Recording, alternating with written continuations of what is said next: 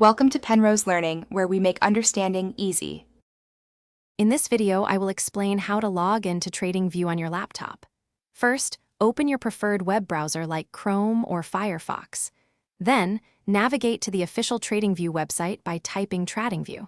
Come into the address bar. Once the page loads, look for the Sign In or Get Started button, usually located in the top right corner of the home page. Clicking this will take you to the login screen. Now you're on the login page. Here, you'll need to enter your registered email address or username into the first field. Below that, carefully type your secure password into the designated password field. Double-check for any typos to avoid login issues. For enhanced security and convenience, consider using a trusted password manager to store and autofill your credentials. If you have two-factor authentication enabled, which is highly recommended, you'll see an additional step. You might need to enter a 6-digit code from your Authenticator app or a code sent via SMS to your registered phone number. This extra layer of security helps protect your account from unauthorized access, even if someone knows your password.